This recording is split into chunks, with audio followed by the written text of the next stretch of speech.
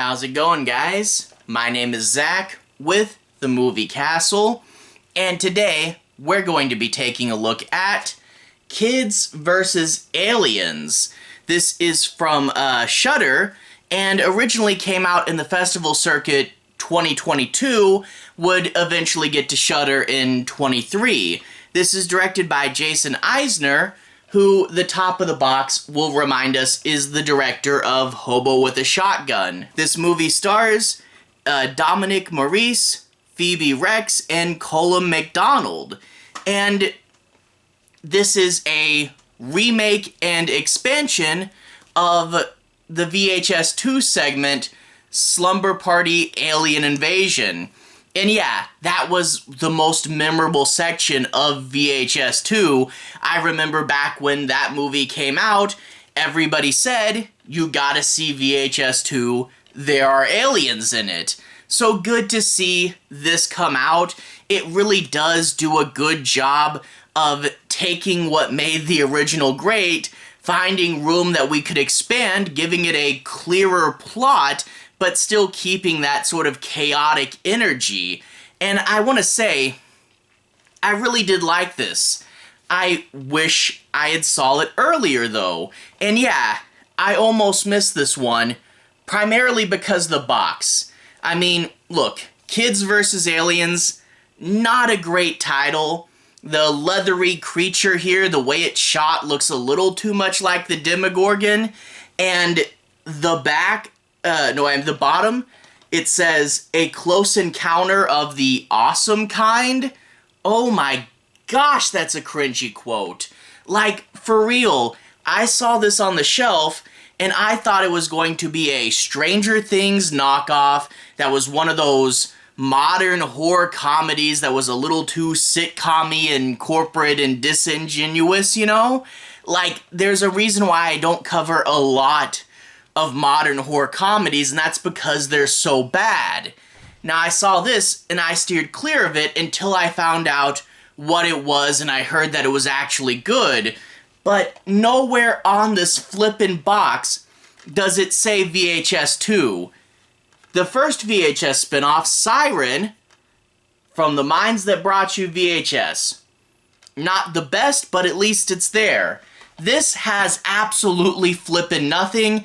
I don't know why it doesn't say VHS 2 on this box. I almost missed it, but you made this thing look like something it wasn't, because this is legitimately good. This is legitimately a good modern horror comedy that feels much more in the vein of like Evil Dead 2 or Gremlins or Night of the Demons. It knows that how you do proper horror comedy is just by taking a horror movie and letting it go nuts, not trying to repurpose sitcom jokes. You have to know and understand and live in the genre, and that's what this movie does. You know, there's elements in this movie, like a scene in the alien spaceship that kind of reminds you of Temple of Doom, and sometimes the kids remind you of the kids from the Goonies. You can tell that there's that inspiration there, but I don't think they ever really say, like, they don't turn to the camera and say, this is just like Temple of Doom. They don't do that. It's just appreciating and understanding what made old movies awesome and using that here. You can very much tell the goal of this movie was to make a movie that if you were a 12-year-old would think was totally awesome, and that really does get the feel right. This very much has the feel of an R-rated kids movie. It's big and over the top and super fun and entertaining, but you still get blood and gore. You get the kids actually swearing a whole bunch, much more realistic kids that might misbehave a little. I mean, this is a spin-off of VHS, so yeah, you're not gonna get people acting super politely, but all the kids are so full of life and full of energy, and all the characters have personality in this movie, and the horror comes in, really shakes things up, really gets that chaos that was present in the original short, and it just unleashes a nice little insane wildfire that I really did like. I mean, even the cinematography, it's got bright colors and bright lights and kind of gives it that comic book creep show feel to it. This is one of the funner horror movies that I've seen within the last couple years, and yeah, I can definitely recommend it. It's pretty cool. Anyway, let's talk a little bit about the plot in order to understand this movie better.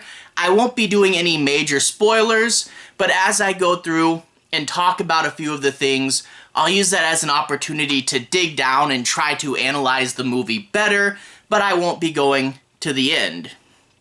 Anyway, the plot, after we get an opening sequence of the aliens crashing down and taking out a few fishermen, because you gotta get rid of those prologue characters, right? We then jump, like the first, to the kids making movies. And this movie is not found footage like the original VHS segment. That's fine, it wasn't crucial to the story, but we still do get some shots that are from the inside of the camera when they make this movie. And honestly, I like the movie they're making. It's this insane sort of G.I. Joe styled soldiers versus like Jurassic Park dinosaur humanoid things, and it's basically an excuse for them to wrestle and fight with each other, but it's this fun, crazy kids movie that sets the tone for what this movie wants to do and kind of reminds you of your relationship with movies in the past and making up your own stories and your own ideas, kind of taking what you had seen and wanting to do something with it, and with that sense of immaturity saying, G.I. Joe versus Jurassic Park is awesome, which actually it totally would be. So anyway, eventually you'll get some teenage bully characters, and they'll show up at the barn and disrupt the movie. However, one of the twists is, the leader of this gang of bullies hits it off with the main kid's older sister, who's supposed to be babysitting them. And this is, a really good monkey wrench to throw into the plot there. You get this whole thing where both groups of people are kind of at each other's throat, and the leaders of both the groups are like, hey, everybody stand down. And you also see why she could fall for him, because he is a jerk, but he's playing it up like he's charming. He knows which cards to play, and he knows how to present himself, and to the point where the audience, we start to think, maybe he isn't really so bad, maybe he does have oh no, he doesn't have a heart, he is terrible, but it gets you going, and it doesn't make the sister seem like an idiot or anything. You can see how he can be personable when he has to be, but he is a big over-the-top jerk when we finally see his true colors, and usually a lot of times jerks in horror are just there to make bad decisions, and they can be so frustrating, but this movie knows how to use them. Again, in that old school creep show Stephen King way of writing a jerk, and since everybody's big and funny in this movie, you can really push the jerk further that way. And when he shows up to be a villain, I mean, even after the aliens have shown up, he's still a really just a fun villain to be around, just because he is such that over-the-top rude caricature. And yeah, no, I like this element. And this element also explains the daughter moving into, be with friends her own age, and the younger son going, hey, I miss you, you're my friend, you're my babysitter, you were giving me attention earlier, what about our movie? And it does serve to shake up their status quo there as well. So yeah, this plot element was played right. And we eventually find out they might be using her to get to her house to throw a Halloween party. Yeah, it's not super much a Halloween movie. The characters will run around in costumes, but there's not like jack-o'-lanterns everywhere. But if I had known there was this Halloween segment, I would have covered this last month. Hey, late Halloween marathon entry, I guess. But yeah, it's not just a little slumber party, it's a bigger Halloween party. You're gonna get the kids trying to get their revenge. the party's going to get out of control, the boyfriend's going to show his true colors, and just when these things start to spiral out, again, following just the human plot is kind of fun, but when everything starts to spiral out, big, bright lights, booming sound, and wait a minute, is that an alien?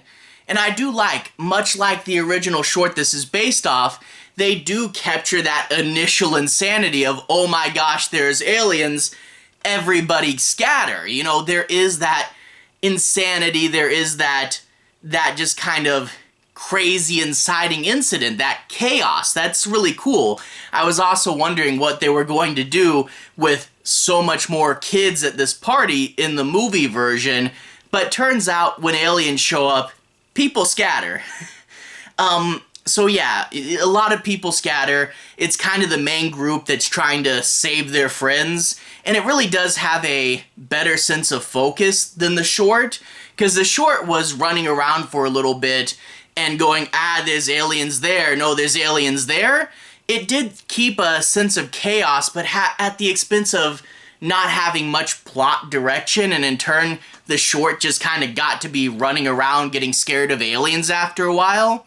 But the idea that you have to save your friends, we get more segment-y parts, you know, we get the scene in the alien spaceship, and we always have a clear focused direction on what we're trying to do and what we're trying to accomplish, plus giving the sister character this I have to go save my friends moment really does make her a good, cool action hero and really allows her to rise up even more. And I really did like it. It built to a really fun finale. I won't spoil it for you, but I really did like that, you know, even though they put the alien spaceship sequence in the middle of the movie, it did still feel dangerous and still feel intense, and it really did hook me all the way to the end. Plus, this movie's pretty short. It's only like 75 or so minutes, so it keeps you engaged, it keeps you hooked, it never overstays its welcome. But yeah, it's big, chaotic, energetic, all the characters are realistic and lifelike at the same time, flawed and a little bit mean sometimes, and yeah, it is, yeah, it's a kid's movie, kind of, but also kind of violent and actually has a sense of danger, and it's one of the better movies I've seen recently. Definitely recommend it. Go check it out if you haven't already. It's pretty cool. Anyway, to everyone who's watched so far, thank you for watching.